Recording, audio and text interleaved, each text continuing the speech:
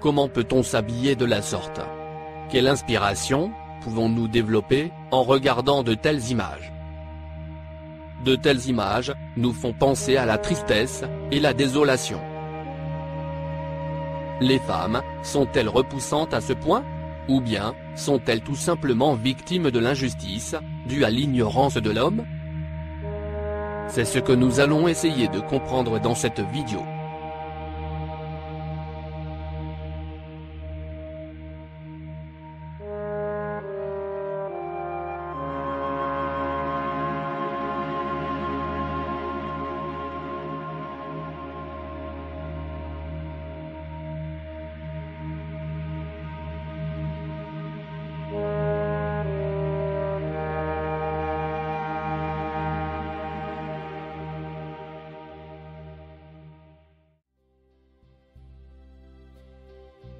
Salam. Pour commencer, je voudrais porter à votre attention que le hijab et le niqab ne sont mentionnés nulle part dans le Coran.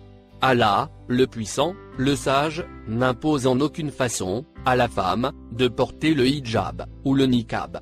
Le niqab et le hijab ont été imposés à la femme par les sunnites. Et si vous avez visionné mes précédentes vidéos qui dévoilent les mensonges de la sunna et des sunnites, vous savez maintenant que ces gens s'associent à Dieu. Ils osent même se prendre pour Dieu lui-même. Donc, la place de la sunna et des sunnites, c'est la poubelle de l'histoire. Revenons au niqab et au hijab. Imaginez un peu. Une femme seule à la maison. Elle se dit, il est temps que je fasse ma prière. Elle s'habille d'un hijab, afin d'entamer sa salate. Pourquoi? Pourquoi doit-elle se voiler? Qu'y a-t-il d'inconvénient à se présenter sans le hijab, devant celui qui l'a créé? La femme, avec ou sans le hijab, va-t-elle influencer Allah? Foutaise. C'est Allah qui a créé la femme. Et c'est Allah qui lui a donné la beauté. Pourquoi la femme irait-elle cacher la beauté de ses cheveux, ou celle de son visage, à celui qui l'a créé? Ça n'a pas de sens. Les cheveux et le visage sont l'apparent de la femme, ainsi que ses mains et ses pieds. Exactement comme l'homme. Ces parties du corps n'ont pas à être cachées. Ces parties du corps n'influencent en rien la foi du croyant en Allah. Ceci pour vous dire que le fait de porter le voile, ou pas, n'ajoute en rien, et ne diminue en rien, la foi du croyant. Allah juge les gens, selon leur bonne, ou mauvaise foi. C'est tout. Conclusion. La femme a donc tout à fait la liberté accordée par Allah lui-même, de se faire belle, le moment de faire sa salate. Elle a la liberté de se voiler, ou pas. De se maquiller ou pas. Allah ne jugera pas sa tenue, ou sa beauté, mais sa foi sincère. Le seul verset qui dit à la femme de se couvrir est le suivant. Sourate 24, verset 31. D'abord, la version exégète. Et dit aux croyantes de baisser leur regard, de garder leur chasteté, et de ne montrer de leurs atours que ce qui en paraît, et qu'elles rabattent leur voile sur leur poitrine, et qu'elles ne montrent leurs atours qu'à leur mari.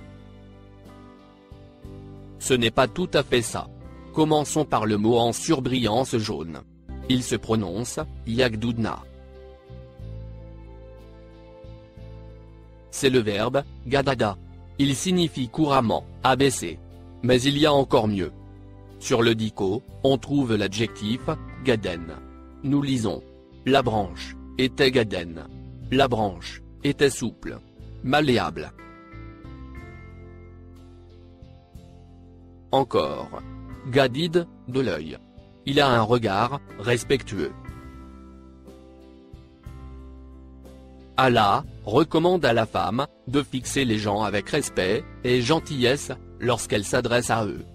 Le mot en surbrillance bleue se prononce yafadna. C'est le verbe afada. Il signifie prendre soin.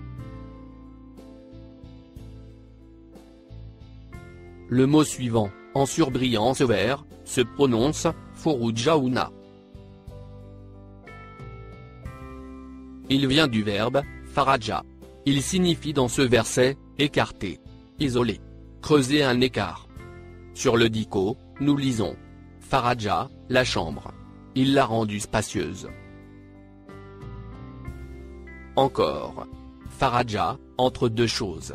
Il a réalisé entre eux, un espace. Ou bien, il a séparé les deux. Il les a éloignés, l'une de l'autre. Allah recommande à la femme de respecter la distance entre elle et les gens à qui elle s'adresse. Il n'est pas du tout question de prendre soin de sa chasteté. Allah est infiniment glorieux et sage. Il laisse le soin à ses créatures de réfléchir sagement aux parties intimes de leur corps.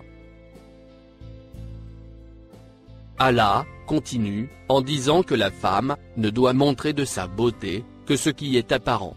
Les sunnites profitent de ces deux mots, écrits en bleu ciel, et qui signifient « ce qui est apparent », pour dire à la femme de se couvrir complètement la tête. Et d'autres, qui ont imposé à la femme de couvrir tout le corps, et de ne laisser apparaître que les yeux. Pourtant, il suffit juste de réfléchir sagement. Qu'est-ce qui est apparent? La tête, les mains, et les pieds. Que ce soit pour les hommes, ou les femmes.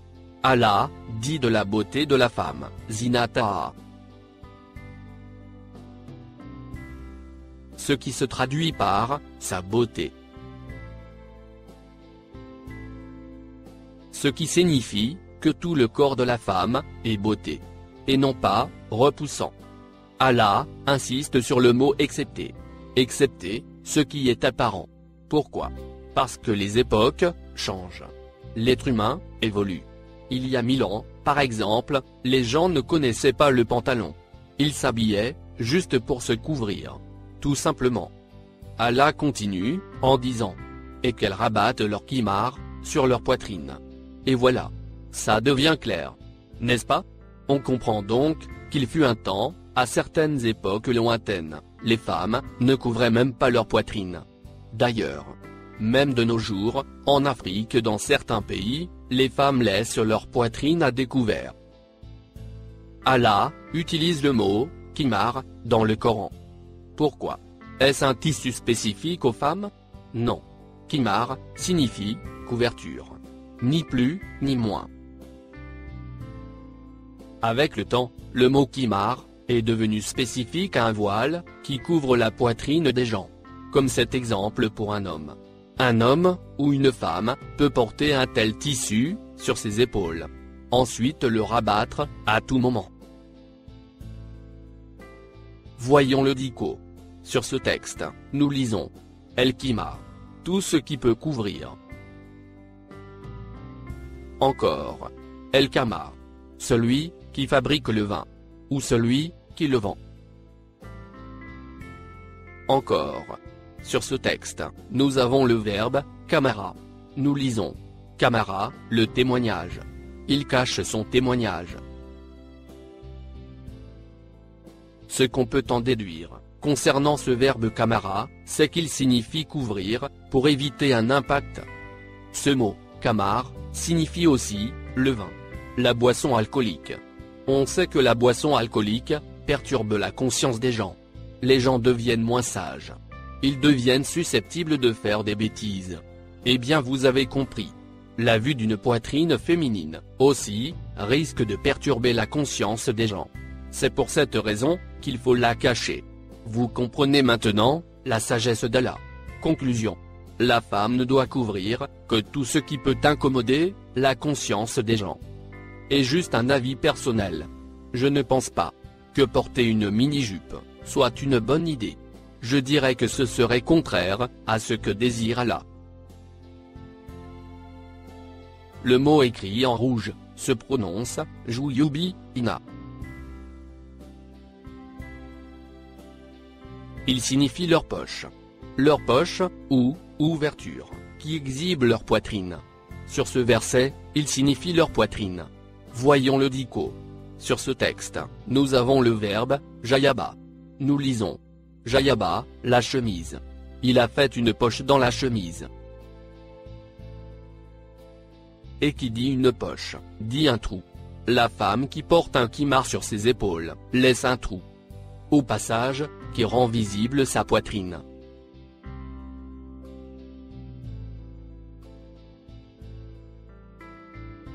Le mot « Jouyubi, ina » signifie « l'ouverture » qui laisse apparaître la poitrine de la femme, ou de l'homme.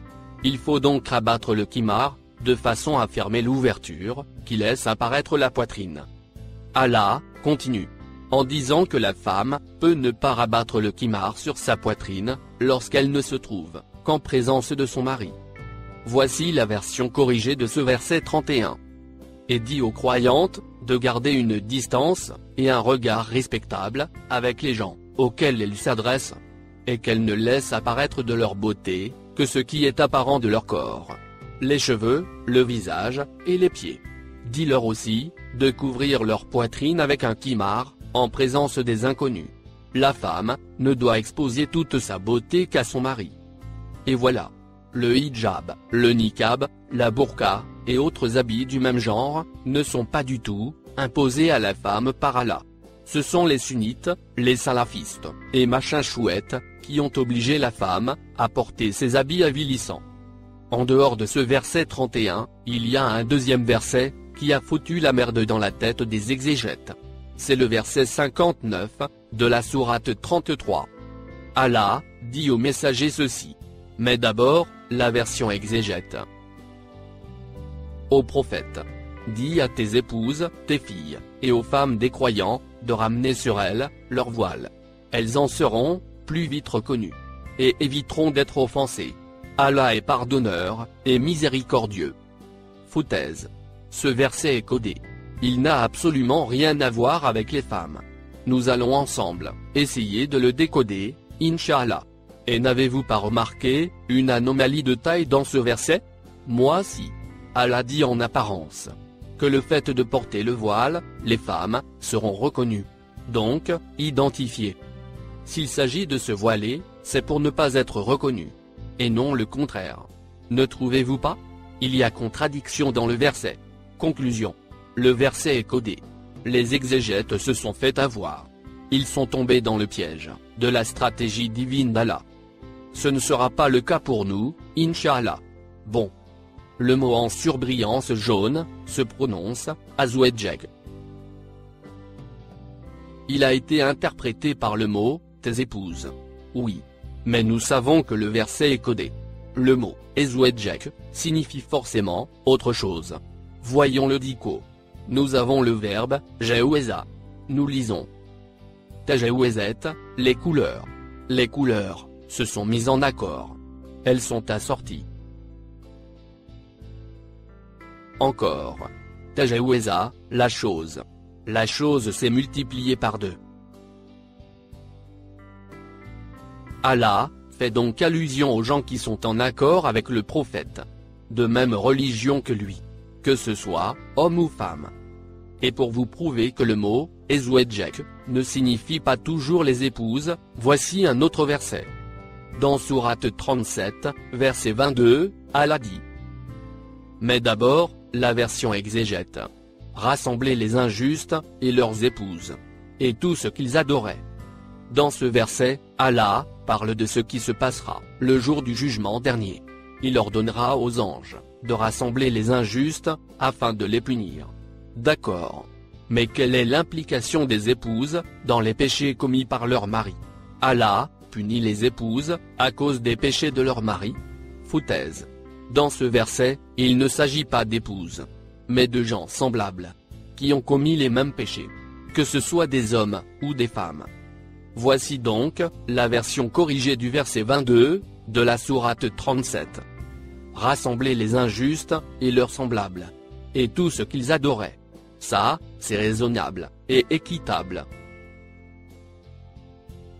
Les exégètes n'ont pas réfléchi comme Allah leur a recommandé. On continue. Le mot en surbrillance bleue se prononce Benetek. Il a été interprété par le mot tes filles. Foutaise.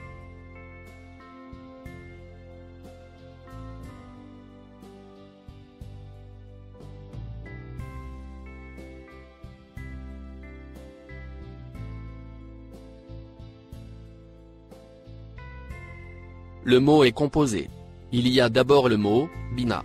Il signifie « construire, bâtir, échafauder, réaliser, élaborer, etc. » Ensuite vient la lettre T. Chaque lettre dans la langue arabe possède son verbe, si on lui ajoute la lettre « alif ». Ajoutons la lettre alif à la lettre T. Nous aurons le mot « et ». Ajoutons la voyelle « a » sur la lettre T. Nous avons maintenant le verbe « eta ». Voyons le dico. Nous lisons « eta », son opposant, avec des arguments solides. Il l'a battu, avec ses arguments. Il l'a terrassé.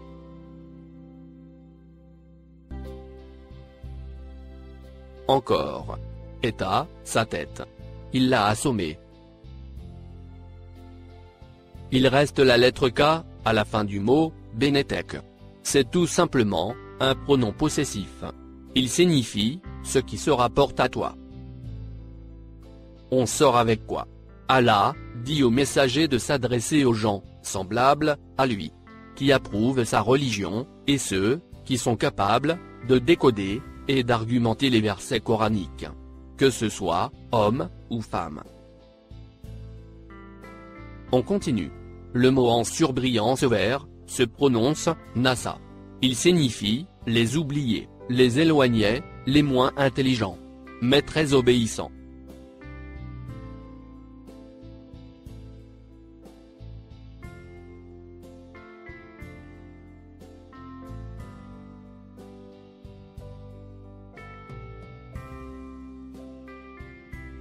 Cette catégorie de gens, quoi qu'ils soient croyants, n'arrive pas à décoder le Coran. Dans ce verset, Allah les appelle, les Nasa, croyants. Ces gens restent fidèles au prophète. Ils exécutent ses ordres, sans jamais faillir. Maintenant, je vais vous dire une chose incroyable, à première vue. Le mot Nasa, dans le Coran, ne désigne jamais les femmes. Ce mot a complètement dérouté les exégètes. Toutes leurs interprétations, des versets dans lesquels figure le mot « Nasa » sont inexactes. Les exégètes ont commencé à interpréter le Coran, après l'ajout des Hamazas, sur les écritures originales du Coran. Lorsqu'ils sont tombés sur ce mot « Nasa », ils n'ont pas compris le sens, à cause de la lettre Hamaza, qui lui a été ajoutée, par un certain, érudit musulman, né, 100 ans, après la mort du prophète, et qui s'appelle El-Khalil, El-Faraïdi. Cette lettre Hamaza a commis des dégâts considérables, dans l'interprétation du Coran. Une vraie catastrophe. En lisant les versets en apparence. Je dis bien, en apparence. Les érudits se sont dit, que ce mot, Nasa, est utilisé par Allah, pour désigner les femmes. Ils l'ont alors, transformé par le mot, Enissa, en lui attribuant la voyelle I. Le mot, Enissa, qui désigne aujourd'hui les femmes au pluriel, a pour origine cette débâcle, causée par les Hamazas. Le mot Enissa, qui désigne aujourd'hui les femmes, n'existait pas, avant l'invention des Hamazas par El-Faraïdi. Né, 100 ans, après la mort du prophète Mohammed, paix sur lui. La preuve est là. Si vous cherchez le singulier du mot, Enissa, Google, vous dira qu'il n'existe pas de singulier pour ce mot. Voici quelques manuscrits, originaux, sur le mot, Nasa. Et voici les pays, qui les conservent dans leur musée. Regardez.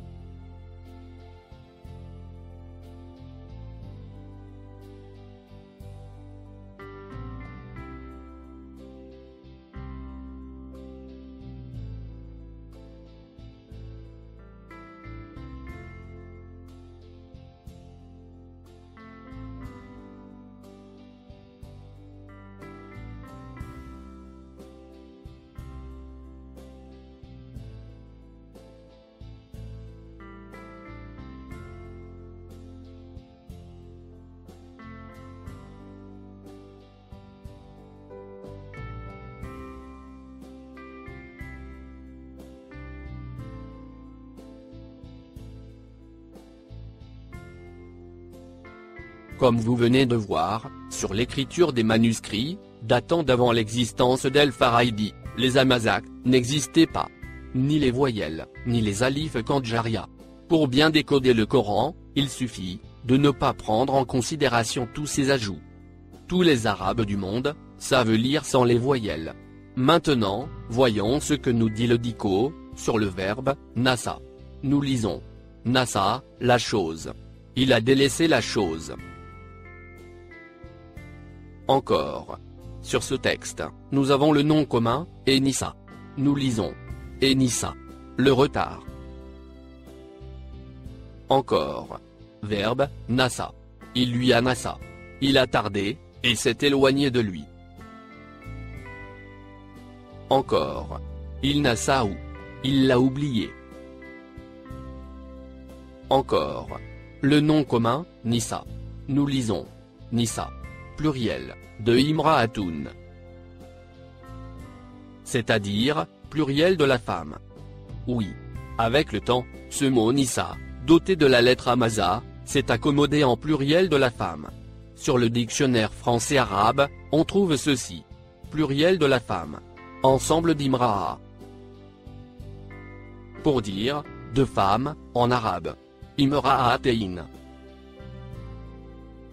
Les femmes. Et Niswan. Un vrai casse-tête chinois. N'est-ce pas? Bien. Puisque nous savons maintenant, que Allah, ne parle pas de femmes dans ce verset. Mais de gens, qui ne peuvent décoder le Coran, qu'avec l'aide de leurs compagnons, les plus compétents. Récapitulons. Allah, dit au prophète, de s'adresser aux gens, qui suivent la même voie que lui. Qui ont les mêmes convictions. De s'adresser aussi, aux gens, compétents, capables de bâtir des interprétations correctes, à partir des versets codés. Et enfin, de s'adresser aux gens croyants, mais moins compétents. Généralement délaissés, et ignorés. Mais pourquoi Allah, a-t-il inclus, ces gens oubliés, et ignorés par la communauté? Parce que pour propager l'islam, il faut éduquer, tout le monde. Toute la communauté, qui a cru au message du prophète. Allah, ordonne donc, à son messager de s'adresser à ces gens. Oui. Mais pour leur dire quoi? Nous allons le savoir. On continue. La lettre en surbrillance rouge, est une Hamaza. Ignorons cette lettre, ajoutée au Coran, par la main de l'homme. Nous avons le mot écrit en marron. Il se prononce, Yudnina. C'est le verbe dana. Il a été interprété par le mot, ramener. Oui. Mais il y a mieux. Nous avons le verbe, dana. Nous lisons. Edna, la chose. Il l'a rapproché de lui. Encore. Dana, dans les sujets. Il les a analysés, minutieusement. Petits et grands. Il est donc bien question de décodage des versets. Maintenant, le mot écrit en violet. Il se prononce, jalbibina. C'est le verbe, jalaba. Il a été interprété, par le mot, jalabibina. Ce qui fait référence, au camis. Ou, jalabia, c'est ce que portent, les musulmans de nos jours. Foutaise.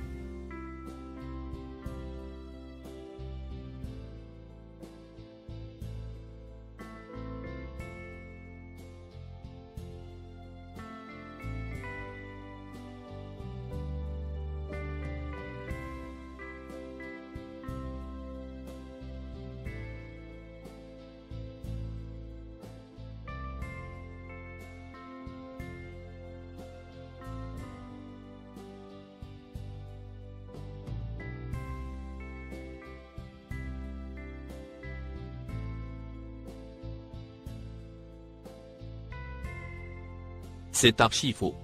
Ce qui a trompé les exégètes, c'est le signe, appelé, Alif Kanjaria. Ce signe, a été ajouté sur la lettre L, du mot, jalbibina. Voyons le dico. Nous trouvons le verbe, jalaba. Nous lisons. Jalaba, le bien à sa famille. Il a apporté le bien, à sa famille. Encore. Jalaba, l'estime, dans son cœur.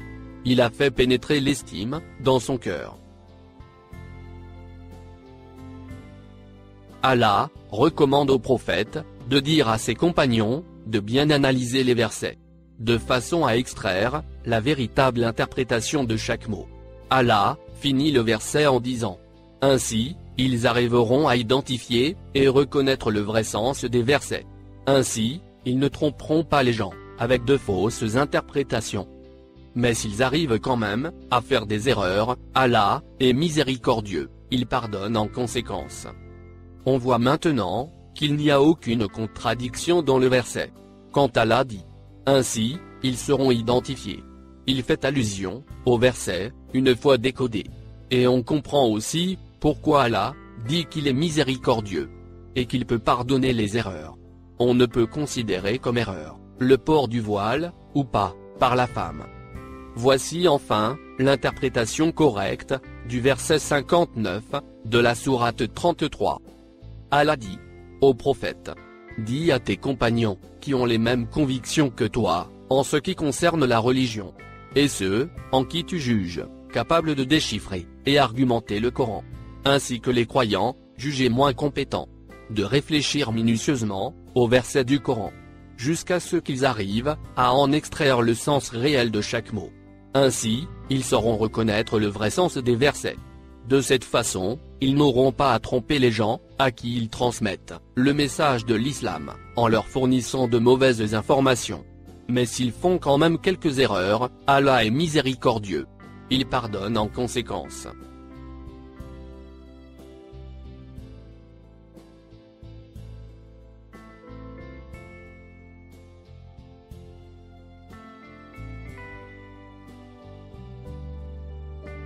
Conclusion. Il ne s'agit ni de femmes, ni de voile, mais de construire un groupe de gens capables de déchiffrer le Coran.